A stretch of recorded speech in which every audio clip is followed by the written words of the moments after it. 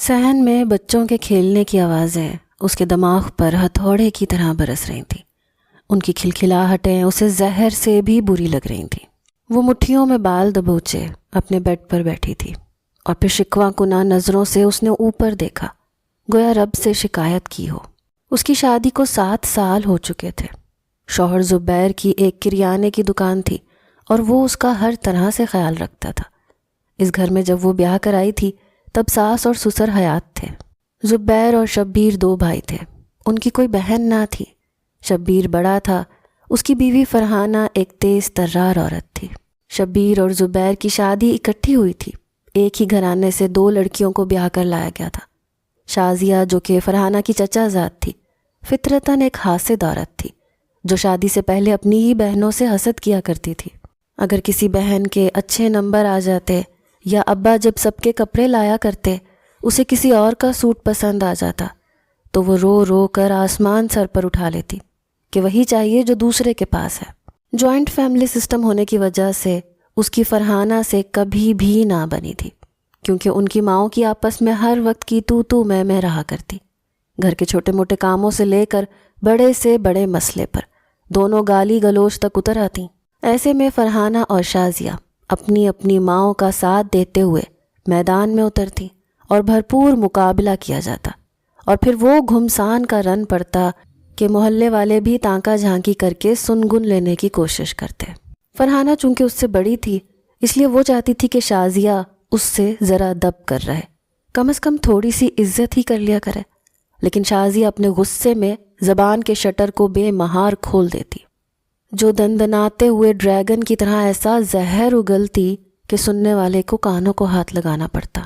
اس سب کے باوجود زبیر کو اپنی بیگم شازیہ سے بے حد محبت تھی، اور اس نے شادی کے 7 سال گزرنے کے بعد بھی شازیہ کو اولاد نہ ہونے کا طعنہ نہیں دیا تھا۔ وہ رب کی رحمت سے نا امید نہیں تھا، اور پھر ماں اور بہن کے نہ ہونے کی وجہ سے اس کی دوسری شادی کا بھی کوئی چانس نہیں تھا۔ شبیر بھائی اور اس کی بیوی فرحانہ کے ساتھ ان کی شاذ و نادر ہی بن پاتی، ورنہ شازیہ کی زبان کی وجہ سے ان بھائیوں میں بھی لڑائی ہی رہا کرتی تھی۔ فرحانہ سے شازیہ کو اس لیے بھی خار تھی کیونکہ وہ 8ویں جماعت کے بعد جس مدرسے جایا کرتی تھی وہاں کے ایک لڑکے کو اس سے دھواں دھار قسم کی محبت ہو گئی۔ اگرچہ شازیہ اس میں ملوث نہیں تھی، لیکن فرحانہ نے گھر میں یہ بات اس طریقے سے بتائی کہ گھر والوں نے شازیہ کو بھی قصوروار ٹھہرایا، اس لیے مدرسے جانا بھی بند کروا دیا، اور اماں سے جو مار پڑی وہ الگ۔ فرحانہ نے شازیہ سے اس وقت کا بدلہ لیا جب اس نے ایک بار اسکول سے بھاگ کر اپنی دوست کی گڑیا کی شادی میں شرکت کی، اور شازیہ نے اس کا بھانڈا اپنے تایا کے آگے پھوڑ دیا اور فرحانہ کو مار پڑی۔ بچپن کی ان غلطیوں کی وجہ سے نفرت پلتی پلتی اس قدر زور آور ہو چکی تھی کہ اب دونوں ہی ایک دوسرے سے ضرورت کے تحت ہی کلام کرتی۔ شادی ایک ہی گھر میں ہوئی، اور چند ماہ بعد فرحانہ کے ہاں خوشخبری کا جانتے ہی شازیہ کے سینے پر سانپ لوٹنے لگے۔ ان 7 سالوں میں فرحانہ 3 بچوں کی ماں بن چکی تھی، مگر شازیہ کی گود ہنوز سونی تھی جس پر وہ کبھی کبھار بے حد رویا کرتی، اللہ سے شکوے کرنے لگتی، آخر میں فرحانہ اور اس کے بچوں کے لیے بد دعاؤں پر اتر آتی۔ فرحانہ کی 2 بیٹیاں اور ایک بیٹا تھا۔ بچے چاچی کے کمرے میں آتے تو وہ انہیں بھگا دیا کرتی، جس پر فرحانہ خوب مرچ مسالے لگا کر شبیر کو شازیہ کی شکایتیں لگاتی، اور وہ اپنے بھائی سے اس کی بیوی کی حرکات کی جواب طلبی کرتا۔ زبیر شرمندہ ہو جاتا، مگر وہ اپنی محبوب بیوی کو کچھ نہیں کہہ سکتا تھا، وہ اس کی سنتی ہی کہاں تھی۔ زبیر اور شبیر پر ان کی ماں نے پوری زندگی حکومت کی تھی اور اپنی چلائی تھی۔ ان کی موت سے پہلے ہی بیویاں آ گئیں تو انہوں نے آتے ہی اپنے روب میں رکھا، جس پر ان 2 مردوں کی رائے کی کوئی اہمیت ہی نہ تھی۔ فرحانہ اپنی دونوں بیٹیوں کو اسکول کے لیے تیار کرنے کے بعد لنچ پیک کر رہی تھی جب شازیہ کچن میں آئی۔ زبیر بھائی کہہ کے گئے ہیں کہ بریانی بنانی ہے، تم بناؤ گی یا میں بنا لوں؟ بریانی کس خوشی میں؟ وہ تیکھے چتون تیور لیے اس کی طرف دیکھتے پوچھنے لگی۔ کیا مطلب کس خوشی میں؟ دل چاہ رہا ہوگا ان کا، یہ وجہ کافی نہیں ہے کیا؟ ہاں دل چاہ رہا ہوگا، ایویں چسکے زبان کے۔ خود کچن میں گھس کے گرمی میں چولہے کے آگے سڑنا پڑے تب پتہ چلے ان مرد حضرات کو جو منہ پھاڑ کے فرمائش کر کے خود چوکڑی مار کے کھانے بیٹھ جاتے ہیں۔ مفت کی نوکرانی مل گئی ہے بیوی کی صورت میں۔ فرحانہ نے اس کی زبان کے جوہر صبح ہی صبح دیکھتے تعصف سے سر ہلایا۔ کیا ہو گیا شازیہ؟ وہ شوہر ہے تمہارا، اگر فرمائش کر بھی دی تو تمہارا فرض ہے کہ اس کو پورا کرو۔ ہاں ہاں، میرا ہی فرض ہے سب کچھ، باقی کسی کا کوئی فرض نہیں ہے۔ کھانے تو سبھی بیٹھ جائیں گے چوڑے ہو کر۔ اس کی طرف دیکھتے شازیہ بولی، تم صرف اپنے اور اپنے شوہر کے لیے بنانا بی بی، ہم پر یہ احسان عظیم نہ کرنا۔ فرحانہ نے بھی اس کے طنز کو سمجھتے ہوئے تڑک کر کہا، بڑی بات ہے بھائی، آج تو آپ کے سوئے دماغ نے جھٹ بھانپ لیا میرے طنز کو، ورنہ تو اوپر والا خانہ خالی لگتا ہے مجھے آپ کا۔ وہ تمسخر سے ہنستے ہوئے فرحانہ کو زہر سے بھی بری لگی۔ تم تھکتی نہیں ہو ایسی زہریلی باتیں کر کر کے؟ آپ کو مسئلہ؟ میں جب چاہے جو چاہے بولوں، آپ کو کیا مسئلہ ہے؟ مجھے معاف کر دو جھگڑالو عورت۔ فرحانہ نے اس کو دیکھ کر دونوں ہاتھ جوڑے۔ کیا؟ میں جھگڑالو ہوں؟ اور آپ خود کیا ہیں؟ ذرا یہ بھی بتا دیں ملکہ عالیہ۔ صبح اٹھتے ہی مجھے بریانی کا آرڈر دے دیا اور اب مجھے جھگڑالو عورت کہا جا رہا ہے۔ خود کی زبان کا تو کبھی سوچا ہی نہیں ہے بی بی نیک پروین نے۔ شازیہ کی زبان فراٹے بھرتی ہوئی بولنا شروع ہو چکی تھی۔ فرحانہ نے بھی اس کی ہر بات کا ادو بدو جواب دیا اور پھر پورے 2 گھنٹے تک ان کی لڑائی چلی، جو محلے والوں نے بھی منو ان سنی تھی۔ شازیہ اپنے دل کی بھڑاس الفاظ کی صورت میں نکال دیا کرتی تھی۔ اس کی زندگی میں اولاد کی کمی نے اسے چڑچڑا اور بے حد زبان دراز بنا دیا تھا۔ وہ اپنی زندگی کے اس خلا کو بجائے صبر سے برداشت کرنے کے فرحانہ اور اس کے بچوں کو نخوت سے دیکھتی اور ان پر برستے گزارتی تھی۔ شام کو جب زبیر گھر آیا تو وہ اس کے گلے لگ کر خوب روئی اور دل کا درد زبان پر چلا آیا۔ میں سارا دن اکیلی ہوتی ہوں، فرحانہ باجی اپنے کمرے میں ہوتی ہیں یا بچوں میں مصروف رہتی ہیں، بچوں کے ہزاروں کام کرتے ان کا دن گزر جاتا ہے۔ میں کیا کروں؟ مجھے اولاد کی کمی بے حد کھلنے لگی ہے زبیر۔ تم چاہے دوسری شادی کر لو مگر مجھے پھر اپنا بچہ دے دینا تاکہ میرے پاس بھی زندگی کی خوشیاں کشید کرنے کی وجہ موجود ہو۔ میں اس محرومی سے مر جاؤں گی زبیر، یہ کمی مجھے اندر سے مار ڈالے گی۔ وہ پھوٹ پھوٹ کر روتے ہوئے زبیر کی آنکھیں بھی نم کر گئی۔ میری اولاد اگر ہوگی تو تمہارے بطن سے ہوگی شازیہ، تم اللہ کی رحمت سے نا امید کیوں ہوتی ہو؟ اس کے گھر میں دیر ہے اندھیر نہیں ہے، وہ اپنے بندوں کو آزماتا ہے، ہمیشہ صبر سے کام لینا چاہیے۔ نہیں ہوتا اب مجھ سے صبر زبیر، وہ چیخی تھی۔ رابعہ، سعدیہ اور احمد میری آنکھوں کے سامنے کھیلتے کودتے ہیں تو یہ محرومی مزید میرے اندر کرلانے لگتی ہے۔ مجھے بھی ان چھوٹے چھوٹے ہاتھوں کا لمس محسوس کرنا ہے، ان پیارے سے لبوں سے امی سننا ہے۔ کیا تمہارا دل نہیں چاہتا کوئی تمہیں ابو بلائے؟ وہ حسرت سے کہتی زبیر کو حقیقتاً گہرے دکھ میں دھکیل گئی۔ اچھا رونا بند کرو، اللہ بہتر کرے گا۔ وہ آہستہ آہستہ اسے تھپکتے ہوئے تسلی دینے لگا۔ کچھ دیر میں وہ پرسکون ہوئی اور رونا بند کر دیا۔ نظریں چراتے زبیر سے الگ ہوئی اور اپنے پاگل پن پر شرمندہ نظر آنے لگی۔ کبھی کبھار ہی اس کی ایسی حالت ہوتی تھی، جب دل حد سے زیادہ بھر جاتا تو سارا غبار زبیر پر نکالتی۔ زبیر نے اس کی طرف محبت سے دیکھتے اس کے بال سنوارے۔ تم کچھ دن اپنی امی کی طرف رہ آؤ، ماحول چینج ہو جائے گا تو اچھا اثر پڑے گا طبیعت پر۔ زبیر کی بات پر اس نے تائید میں سر ہلایا اور اگلے ہی دن وہ اپنے میکے چلی آئی۔ اس کی شادی سے پہلے تایا اور اس کے ابا اکٹھے رہتے تھے، مگر پھر آئے روز اس کی امی اور فرحانہ کی امی کے بیچ لڑائیوں کی وجہ سے دونوں الگ الگ گھروں میں رہنے لگے۔ وہ ماں کے گھر آئی تو ماحول کیا بدلنا تھا، مزید احساس کمتری کا شکار ہو گئی۔ جب اپنے بھائی اور بھابھی کو اپنے بچوں سے لاڈ کرتا دیکھتی تو حسرت سے ٹھنڈی آہ بھر جاتی۔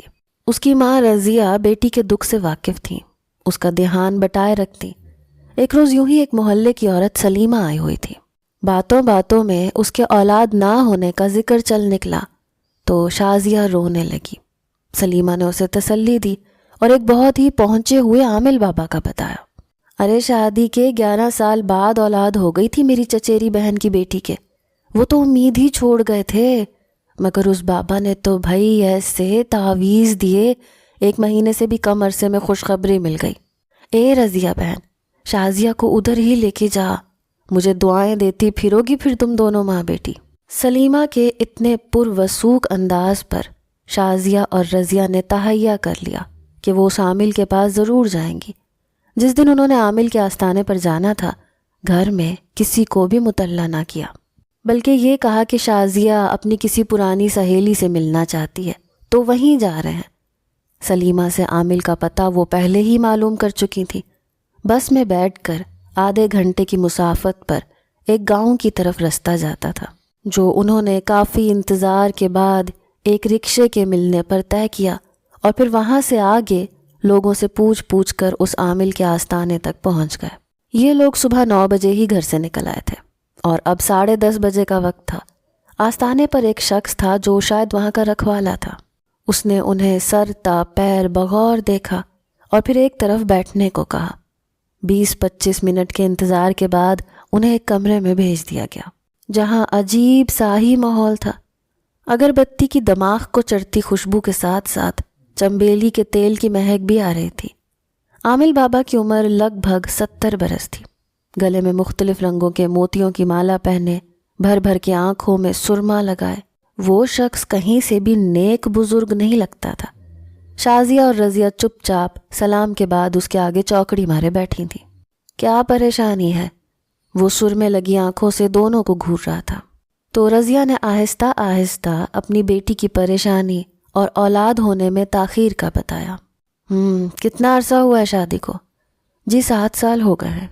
مائی تو باہر جا، میں نے کچھ سوال کرنے ہیں تیری بیٹی سے، وہ روب دار لہجے میں بولا۔ شازیہ نے اپنی ماں کو دیکھا جو تذبذب کا شکار تھی، لیکن شازیہ کے کہنے پر وہ باہر چلی آئی۔ اس کے باہر نکلتے ہی آستانے کے رکھوالے نے اسے دوسری طرف بنے برآمدے میں بیٹھ کر انتظار کرنے کو کہا۔ بابا جی نے حساب کرنا ہوگا، اس سے پتہ چل جائے گا کہ قسمت میں اولاد ہے بھی یا نہیں۔ وہ رضیہ کو مطمئن کرنے لگا، جس پر وہ واقعی اس بات میں سر ہلاتی برآمدے میں جا کر بیٹھ گئی، جو کہ عامل بابا کے کمرے سے 20-30 قدم کے فاصلے پر تھا۔ عامل نے اپنے سرخ سرمے لگی آنکھوں سے شازیہ کی طرف دیکھا، جو نظریں جھکائے بیٹھی تھی۔ شوہر سے تعلقات کیسے ہیں تیرے؟ وہ عامل کے اس قدر ذاتی سوال پر ہمنک ہو کر دیکھنے لگی۔ بہت اچھے ہیں، وہ مجھ سے بہت محبت کرتا ہے، اٹک کر کہتے شازیہ نے جواب دیا۔ ادھر لیٹ جا، میں دیکھوں گا کہ اولاد ہو بھی سکتی ہے یا نہیں۔ شازیہ اولاد کی خواہش میں اس قدر بے عقل ہو چکی تھی کہ بلا چوں چرا عامل کے سامنے لیٹ گئی۔ اس کے پیٹ سے قمیض ہٹا کر عامل اپنا ایک ہاتھ اس کے پیٹ پر پھیرنے لگا۔ شازیہ نے بے ساختہ جھرجھری سی لی تھی۔ اس نے عامل کی طرف دیکھا جو زیر لب کچھ پڑھ رہا تھا، جبکہ ہاتھ ہنوز حرکت میں تھا۔ کچھ پل کے بعد اس نے آنکھیں کھولی، اسے اٹھ کر بیٹھنے کو کہا۔ اولاد ہو تو سکتی ہے، مگر اس کے لیے کڑا عمل کرنا پڑے گا، جس میں پیسے تو کم لگیں گے، مگر جو چیز میں نے منگوانی ہے وہ شاید تم نہ کر سکو۔ آپ جو کہیں گے میں لا کر دوں گی، پھر چاہے وہ مجھے کہیں سے بھی لانی پڑے۔ مجھے اولاد ہر حال میں چاہیے بابا۔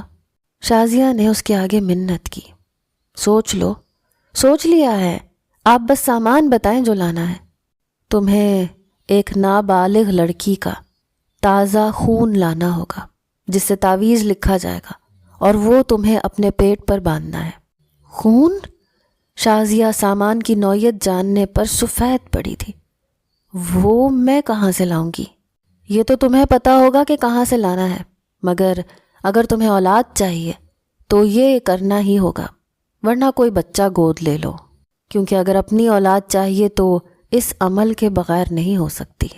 شازیہ کئی پل تک خاموش رہ گئی۔ وہ کہاں سے ایک بچی کا خون لے گی؟ یعنی اسے کسی کا قتل کرنا ہوگا۔ بابا، کیا میں کسی جانور کا خون نہیں لا سکتی؟ وہ ہکلاتے ہوئے بولی۔ اگر اولاد چاہیے تو انسان کا خون چاہیے ہوگا، وہ بھی کسی نابالغ بچے یا بچی کا۔ اگر یہ کام تم کر لیتی ہو تو اس سے اگلے دن میں تمہیں تعویذ بنا دوں گا۔ اچھا، میں کوشش کروں گی۔ یہ کہتے ہوئے وہ کمرے سے باہر آئی اور اپنی ماں کو لیے وہاں سے نکلتی چلی گئی۔ پیچھے عامل بابا اور اس کے چیلے نے ایک دوسرے کی طرف دیکھ کر کہا لگایا تھا۔ ان کا گینگ پورے پاکستان میں پھیلا ہوا تھا، جہاں وہ ایسے ہی بے بس، مجبور اور کسی حد تک نا امید ہونے والی عورتوں سے ایسا کام کرواتے تھے اور پھر ان کو بلیک میل کر کے جسم فروشی کے دھندے پر مجبور کر دیتے تھے۔ ہفتے میں ایک روز ان کا آستانہ بند رہتا تھا اور اتفاق سے وہ دونوں اسی روز یہاں چلی آئی تھیں۔ شازیہ نے اپنی ماں کو عامل بابا کی ڈیمانڈ کا بتایا کہ کس طرح سے وہ ایک نابالغ بچے یا بچی کا تازہ خون چاہتا ہے، جس سے تعویذ بنائے جائیں گے اور اسے وہ اپنے پیٹ پر باندھنے ہیں۔ رضیہ تو یہ بات سنتے ہی بدک گئی۔ اے شازیہ، میں تو کہتی ہوں چھوڑ پرے، اللہ نے چاہا تو اولاد ہو جائے گی، ورنہ تو ایسا کوئی کام نہ کریو جس پر پکڑے جانے کا خوف ہو، اور پھر کس کا خون لائے گی تو؟ اماں ضروری نہیں ہے کہ میں نے قتل ہی کرنا ہے، کسی طرح سے چوٹ لگوا کر بھی تو خون حاصل کیا جا سکتا ہے نا۔ اور بچے کی بھی خوب کہی آپ نے، ساری زندگی میرے سینے پر مونگ دلتی رہی ہے وہ فرحانہ، اس کے بچے کس دن کام آئیں گے میرے؟ پھر بھی شازی، مجھے ڈر لگ رہا ہے، اگر زبیر کو پتہ چلا تو وہ تیری جان لے لے گا، اور اگر فرحانہ یا شبیر نے تجھے پکڑ لیا پھر کیا کرے گی؟ تو مجھے ڈرا مت اماں، میں بس کسی بھی طرح اپنی اولاد چاہتی ہوں، پھر چاہے اس کے لیے مجھے بڑے سے بڑا رسک ہی کیوں نہ لینا پڑے۔ وہ وہاں سے اگلے روز اپنے گھر واپس آ گئی۔ ایک ہی شہر میں رہنے کی وجہ سے زبیر کو بلانے کی نوبت نہیں آئی، وہ خود ہی گھر چلی آئی اور پہلے سے پلان کے مطابق فرحانہ کی بیٹیوں رابعہ اور سعدیہ کے ساتھ محبت سے پیش آنے لگی۔ ان کی دیکھا دیکھی احمد بھی شازیہ کے کمرے میں آنے لگا، جس کی پہلے تو اجازت نہیں تھی۔ فرحانہ اس کایا پلٹ پر حیران تھی، شبیر اور زبیر کو بھی خوشگوار حیرت ہوئی۔ گھر کا ماحول پرسکون رہنے لگا، کیونکہ فرحانہ نے جب دیکھا کہ شازیہ اس کے بچوں سے کس قدر محبت کرنے لگی ہے تو اس نے بھی پرانی باتوں کو بھلا کر نئے رشتے کی شروعات کی، جس میں وہ سب محبت سے رہنے لگے۔ 15-20 دن گزر گئے تو فرحانہ کو کسی کام سے بازار جانا پڑا۔ وہ اپنی بڑی بیٹی رابعہ کو گھر چھوڑ گئی، جبکہ سعدیہ اور احمد اس کے ساتھ تھے۔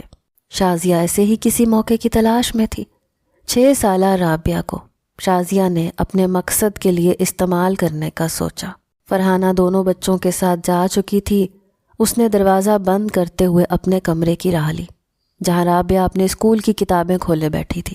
وہ اسے بہانے سے واش روم لے آئی تاکہ بلیڈ اس کے بازو پر مار کر تھوڑا سا خون چھوٹی سی بوتل میں ڈال سکے۔ اس کے ہاتھ کانپ رہے تھے، مگر دل کو مضبوط کرتے ہوئے اس نے رابعہ کی طرف دیکھا، احتیاطاً واش روم کا دروازہ بھی بند کر دیا کہ اگر وہ روئے تو آواز باہر نہ جا سکے۔ اس کو ایک دم سے دبوچ کر بازو پکڑتے شازیہ نے اس کے ہاتھ پر کٹ لگانا چاہا، لیکن بچی چاچی کے انداز سے بے حد ڈر گئی، ہاتھ میں بلیڈ دیکھ کر چیخنے لگی، رونے لگی۔ شازیہ نے اس کے دونوں ہاتھوں کو کس کے پکڑ لیا، جبکہ اپنی ٹانگوں میں اس کی ٹانگیں لاک کرتے ہوئے بالکل بے بس کر دیا۔ رابعہ جھٹپٹا رہی تھی، مسلسل ہلنے کی وجہ سے شازیہ کٹ نہیں لگا پا رہی تھی۔ تبھی رابعہ نے ایک ہاتھ چھڑواتے زوردار تھپڑ شازیہ کے منہ پر دے مارا، جس سے وہ ایک دم ساکت ہوئی اور اگلے ہی پل شدید غصے کی لہر نے شازیہ کو اپنے لپیٹ میں لے لیا۔ آپے سے باہر ہوتے اس نے صحیح غلط کو ایک سائیڈ پر رکھتے اس بلیڈ کو رابعہ کی گردن پر چلا دیا۔ مجھ پر ہاتھ اٹھائے گی، مجھے مارے گی، کم ذات منحوس۔ بلیڈ لگتے ہی خون کا فوارہ پھوٹ نکلا اور کسی ذبح شدہ بکرے کی طرح رابعہ کے حلق سے آوازیں آنے لگیں۔ ساتھ ہی ساتھ واش روم کا فرش خون سے بھرنے لگا۔ غصہ ٹھنڈا ہوا تو ساتھ ہی سچویشن کو دیکھتے اس کے ہاتھ پاؤں پھول گئے۔ رابعہ کے حلق سے آوازیں آنا بند ہو چکی تھیں، وہ بالکل ٹھنڈی پڑ گئی تھی، اس میں زندگی کی رمق موجود نہیں تھی۔ شازیہ نے اپنے پیروں کی طرف دیکھا جہاں پر خون گر چکا تھا، جبکہ ہاتھ میں بلیڈ دیکھتے اس نے کرنٹ کھاتے اسے زمین پر پھینکا تھا۔ واقعی غصہ عقل کو کھا جاتا ہے۔ شازیہ اب کفِ افسوس مل رہی تھی کہ تبھی باہر کا دروازہ بجنے لگا۔ وہ کبھی رابعہ کی لاش کی طرف دیکھتی، کبھی دروازے کی طرف، جس کو کھول کر اس نے صحن میں دیکھا تھا۔ دروازہ اب زور زور سے بجنے لگا۔ یقیناً فرحانہ واپس آ گئی تھی۔ اسے باہر سے شبیر بھائی کی آوازیں بھی آنے لگی۔ وہ بے بسی سے اپنے بال نوچ کے رہ گئی۔ یہ اس سے کیا ہو گیا تھا؟ اس نے ایسا نہیں سوچا تھا۔ وہ سب کو کیا بتائے گی کہ یہ کیوں کیا، اور ایک قتل کرنے کے بعد کیا یہ لوگ اسے معاف کریں گے؟ دروازہ بجنے کی آواز رک چکی تھی۔ شازیہ نے ڈرتے ڈرتے باہر جھانکا تو شبیر کو چھت کی طرف سے سیڑھیاں اترتے دیکھا۔ وہ یقیناً پڑوس کی چھت سے اپنی چھت پر کود کر نیچے آیا تھا۔ شازیہ نے فوراً دروازہ بند کر دیا۔ شبیر بھائی نے باہر کا دروازہ کھولا تو سب اندر آ گئے۔ اسی وقت زبیر بھی گھر میں داخل ہوا اور اس کا نام پکارنے لگا، جبکہ فرحانہ اپنی بیٹی کو پکار رہی تھی۔ سب کمرے دیکھنے کے بعد فرحانہ نے جو ہی واش روم کا دروازہ دھکیلا تو اندر کا منظر دیکھتے دل خراش چیخ ماری تھی۔ گھر کے سبھی افراد وہاں پہنچے تھے۔ آس پڑوس کے چند لوگ جو گھر سے باہر تھے وہ اندر چلے آئے، کیونکہ باہر کا دروازہ نہ کھلنے کی وجہ سے گلی میں کافی شور شرابہ ہو چکا تھا۔ شازیہ دیوار کے ساتھ لگی مجسمے کی طرح ساکت تھی، جبکہ رابعہ کی لاش سے ابھی تک خون بہہ رہا تھا۔ شبیر نے رابعہ کو باہر نکالا، مگر اسے بے جان دیکھتے حیران نظروں سے اپنے بھائی اور بھابھی کو دیکھنے لگا۔ فرحانہ سینہ کو بھی کرتے رو رہی تھی۔ چھوٹے بہن بھائی بڑی بہن کا خون دیکھتے خوف زدہ تھے، جبکہ محلے کے لوگ ہائے ہائے کر رہے تھے۔ یہ کیا ہوا ہے میری بیٹی کو؟ شازیہ بتاتی کیوں نہیں ہو؟ شبیر کرب سے دھاڑا تھا۔ زبیر نے شازیہ کو اپنی طرف موڑتے ہوئے جھنجھوڑا تھا۔ بتاتی کیوں نہیں ہو؟ یہ کیا ہوا ہے؟ تم دونوں کیا کر رہی تھی وہاں؟ رابعہ کی گردن پر کیا لگا ہے؟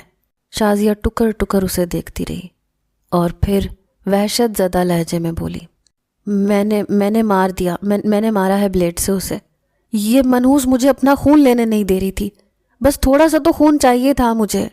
ہاتھ پر ایک کٹ نہیں لگانے دیا، ہل رہی تھی بار بار۔ اور زبیر دیکھو، اس نے مجھے تھپڑ بھی مارا تھا، تو بس مجھے غصہ آ گیا تو میں نے مار دیا اسے۔ ہاں مار دیا اسے میں نے۔ وہ دیوانوں کی طرح اب ہنسنے لگی۔ شبیر بپھرے ہوئے شیر کی طرح اس پر جھپٹا تو زبیر اور محلے کے لوگوں نے اسے سنبھالا۔ زبیر نے پے در پہ کئی تھپڑ اس کے چہرے پر جڑ دیے۔ یہ کیا کیا ہے تم نے؟ تمہیں کیوں چاہیے تھا اس کا خون؟ زبیر اس کو بالوں سے پکڑتے چیخا تھا۔ ماں بننا تھا مجھے، اولاد چاہیے تھی مجھے بھی۔ عامل بابا نے کہا تھا کہ کسی نابالغ کا خون لے کر آؤ، تو بس وہی لے رہی تھی، مگر اس نے مجھے مارا تھا۔ زبیر، میری غلطی ہے، میں مانتی ہوں، مگر تم مجھے معاف کر دو۔ شبیر بھائی، آپ مجھے معاف کر دیں۔ فرحانہ باجی، وہ ان کے آگے ہاتھ جوڑے رونے لگی۔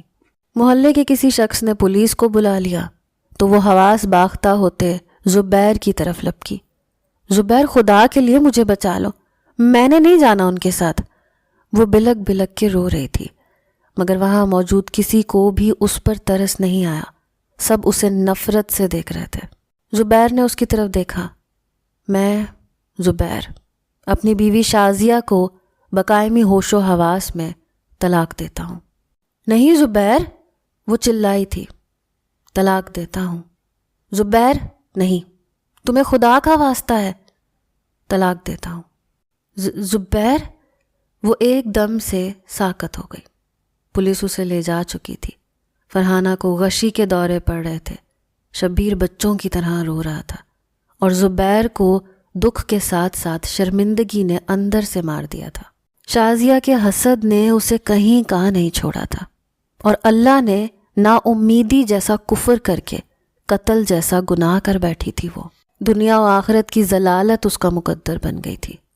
پولیس نے تفتیش کے دوران شازیہ کی ماں سے اس عامل بابا کا پتہ پوچھ کر وہاں پر چھاپا مارتے ہوئے انہیں گرفتار کر لیا تھا، جبکہ شازیہ کو بالکل چپ لگ چکی تھی۔ وہ کبھی کبھی بے تحاشا ہنسنے لگتی، کبھی رونے لگتی۔ ڈاکٹرز نے اس کے دماغی توازن بگڑنے کی تصدیق کر دی تھی، اور اب اسے پاگل خانے بھیج دیا گیا تھا، جہاں وہ دیواروں پر بے مقصد لکیریں کھینچتی رہتی، پھر روتے ہوئے کسی بھی چیز کو اپنا بچہ بنا کر جھولا جھلانے لگتی۔